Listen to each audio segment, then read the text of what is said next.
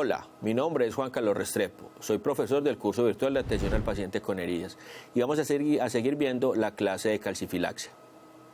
Como hablamos en la clase anterior, el diagnóstico diferencial de la calcifilaxia se debe hacer con patologías que son muy parecidas en su presentación. Muy importante que el profesional de la salud tenga en cuenta que la principal característica de las lesiones es que se presenten lesiones en color púrpura retiforme. Todas las lesiones que aparezcan como si fuera un enrojecimiento, que se vuelve de color púrpura retiforme y el paciente tiene diabetes mellitus, insuficiencia renal, síndrome ureico y empieza la diálisis, debe sospechar las lesiones de tipo calcifilaxia. Entonces, las enfermedades que más se parecen a la calcifilaxia son las vasculitis sistémicas, donde aquí ya usted va a buscar es inflamación, alteración inflamatoria parietal, que lo hace a nivel del laboratorio, la crioglobulinemia, ¿sí?, lo que usted conoce como el lupus, la arteriosclerosis periférica, donde en esta la lesión es en la íntima, la calcificación metastásica y nodular de insuficiencia renal crónica, en esta la lesión sí es idéntica, pero hay necrosis, o úlceras, pero no hay necrosis. Entonces es muy importante tener en cuenta esa característica. El embolismo de colesterol, si el paciente es obeso, tiene características de estas, y sobre todo las vasculopatías periféricas, como la coagulación intravascular diseminada, el síndrome anticoagulante, el déficit de proteína C y S y la necrosis por dicomarínicos. Es importante que seguramente muchas de esas patologías le parecerán raras si no las conocerá, pero lo invito a que lea muchas de ellas o las lea todas para que pueda mirar en qué se parecen específicamente en la clínica en el paciente con calcifilaxia, para que sea más fácil su identificación en clínica. Para la clave del abordaje, siendo una patología tan difícil, pues he realizado un pequeño consenso con los principales documentos de posicionamiento a nivel mundial. De todas maneras, usted va a encontrar en la bibliografía hacia dónde debe apuntar el tratamiento y prevención de estos pacientes. Primero que todo, en un diagnóstico certero y precoz, en el que usted puede identificar los factores de riesgo para poder avanzar en el paciente y poderlos obviamente intervenir a tiempo, el trabajo multidisciplinar, la valoración del dolor, aplicar el proceso TIME, aquí está entre interrogaciones porque muchas veces puede que no sea tan útil, y sobre todo una cirugía paratiroidea para el paciente que tiene hiperparatiroidismo. ¿Cuáles son las principales limitaciones como clínicos que tenemos en el abordaje? La demora en el diagnóstico. Como les dije, es una enfermedad infradiagnosticada, es decir, cuando realmente se ve que tiene el paciente ya avanzado hasta en un 50% el estado del paciente y tiene una sobrevida mucho más corta, ¿sí?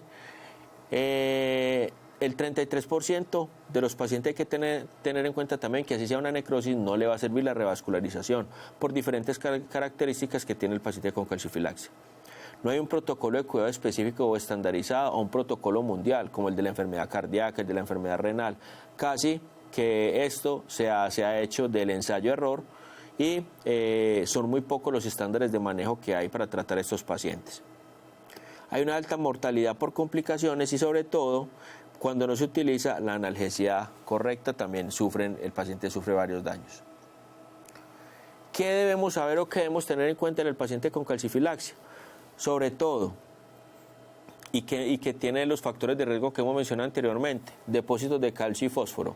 Mira si el paciente tiene un hiperparatiroidismo metabólico, un hipoparatiroidismo, cualquiera que nos pueda llevar a pensar que el paciente puede tener alteraciones en el producto calcio-fósforo.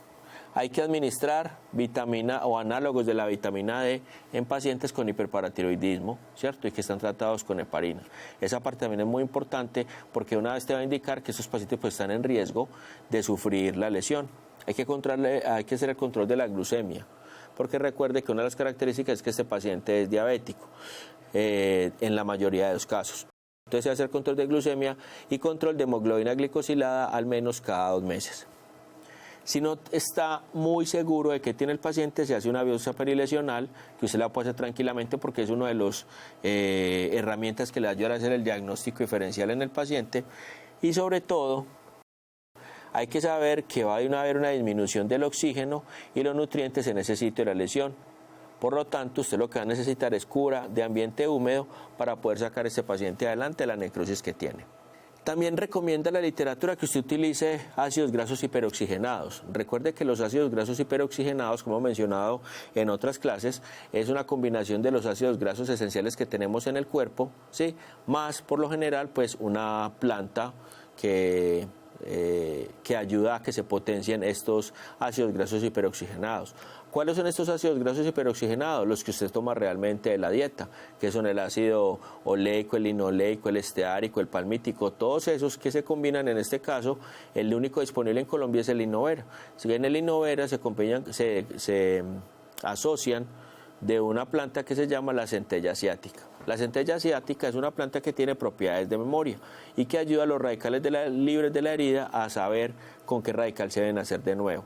Asimismo, esa nos va a ayudar también a que haya una rápida formación de tejido y que también nos haga una mayor protección de la membrana tisular. Entonces, aparte de los ácidos grasos hiperoxigenados, que se deben utilizar al menos 2 o 3 veces al día, hay que hacer desbridamiento de ese tejido necrótico pues, para ayudarle a avanzar. ¿Y cómo se hace? Vamos a reblandecer la necrosis, ¿sí? Con un desbridamiento enzimático si se puede. Vamos a dar analgesia. Después de que ya hicimos este reblandecimiento cortante, pasamos al desbridamiento, después de que hicimos este reblandecimiento de la necrosis, pasamos al desbridamiento cortante. Y ya cuando tenemos el desbridamiento cortante, hemos retirado todo ese tejido malo que no queremos, pasamos a la toma de cultivo. ¿Sí? Esto también va a depender mucho del sitio donde usted esté, porque puede que el cultivo lo tomen sin lavar la herida, sino inmediatamente quitan el apósito y toman el cultivo, independiente del estado de limpieza que esté la herida. Esto es muy variable de cada institución donde usted trabaja. Y tiene un tratamiento tópico. El tratamiento tópico es que podemos lavar pues, con solución salina o polihexanida, ¿sí? Esa solución salina es la universal, esta polihexanida es un poquito más específica.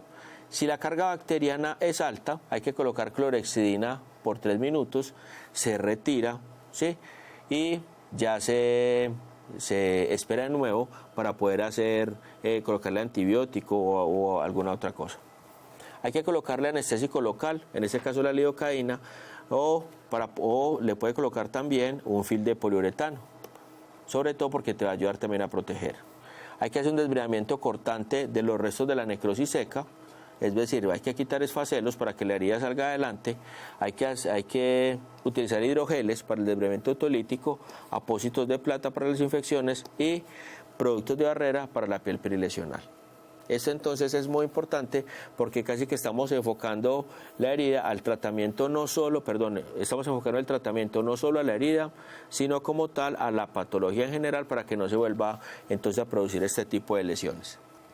Si ya usted empieza la curación con esta lesión y lo que es tejido de granulación, ya empezamos a utilizar productos con ácido hialurónico que nos va a dar una mayor hidratación, ¿sí? Puede ser productos de ácido hialurónico o colágeno, que pueden estar solos o combinados.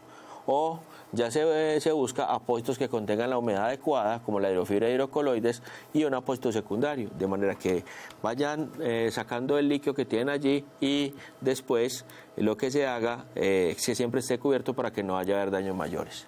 Y aquí hay que trabajar con la teoría del dolor. ¿Qué es la teoría del dolor? Que usted tiene 3 dimensiones, la sensorial, la afectiva y la cognoscitiva, ¿sí? ¿Qué quiere decir esto? Que si una de estas 3 se altera, las otras 2 también se van a alterar. Por eso es importante trabajar en el dolor del paciente para que no se le afecten las otras 2 esferas que seguramente se van a afectar si no se trata la necesidad del paciente en este momento. Recordarles también que este paciente puede tener varios tipos de dolores, que no hay un solo dolor. Está el dolor inflamatorio, la analgesia, el dolor neuropático y la alodinia. El dolor inflamatorio entonces es un daño tisular y la inflamación de las terminaciones nerviosas. La hiperalgesia, como su nombre lo dice, es la sensibilidad en la herida y en la piel circundante. ¿Qué hace? Se aumenta esa sensibilidad en la piel circundante, que hace que pequeños estímulos o estímulos muy sencillos, muy suaves, sean concebidos como si hubieran sido muy dolorosos. El dolor neuropático en este caso casi siempre se da cuando el paciente daña los nervios como tal, y el paciente puede quedar con algunas anormalidades o normal dependiendo de la parte afectada. Y por último, la respuesta exagerada del sistema nervioso. Entonces ahí está la percepción del dolor y el dolor atroz. El abordaje integral, entonces, si no diagnostica, hay que realizar el diagnóstico, hay que hacer alodinia en tratamiento. El tratamiento, por lo general, la amputación requiere para cada cura morfina y se hace 5 días para volverse otra vez a bañar, o para volverse otra vez a curar, perdón. Acá tenemos entonces un paciente con calcifilaxia.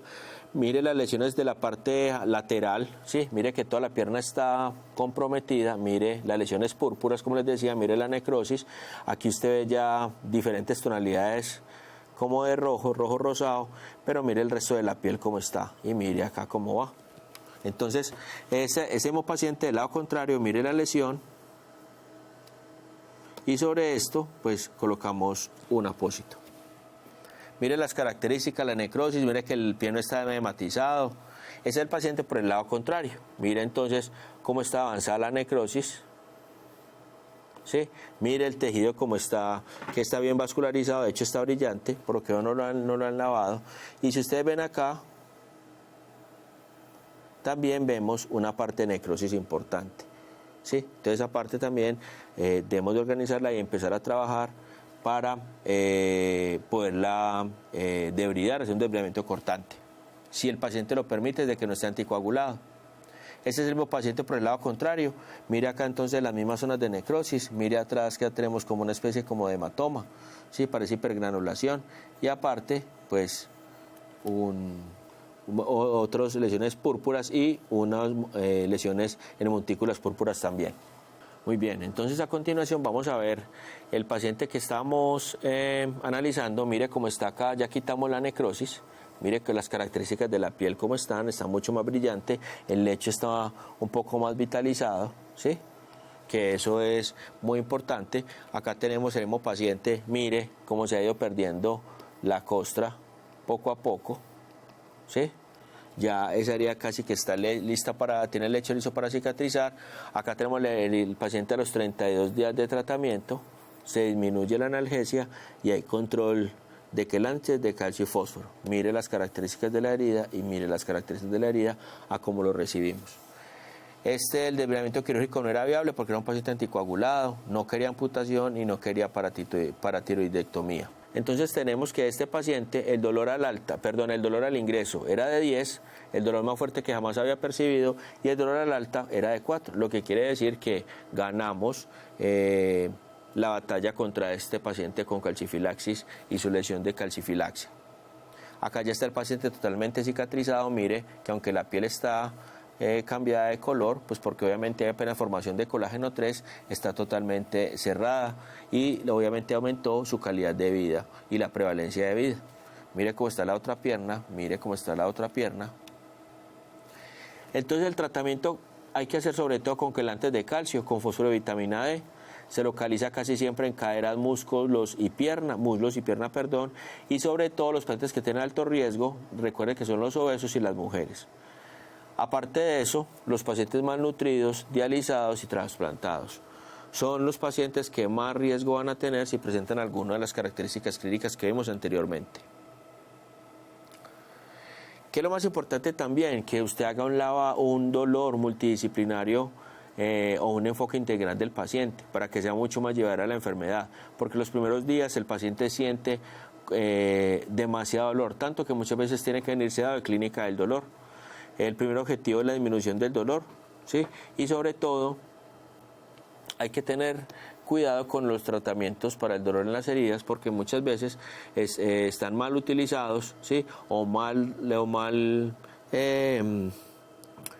mal mantenimiento y demás, y pueden causar una herida pues mucho mayor, lo que traería al paciente a que sufriera muchísimo más. Hay que mirar la normalización de valores en calcemia, fosfatemia, el producto fosfocálcico, biofosfonatos. Es importante tener eso en cuenta también porque ahí está la raíz del problema, sobre todo porque la calcemia, si se disminuye, puede traer importantes problemas en el paciente a nivel cardíaco, lo mismo que la fosfatemia. Entonces es importante tener estas cosas claras, sabiendo que se va otra vez devolver el proceso hasta hasta que otra vez se cicatrice. Se debe dar tiosulfato sódico intravenoso. Hay que curar tópicamente las heridas para poderlas estar viendo y tomar decisiones a medida que pasan los días.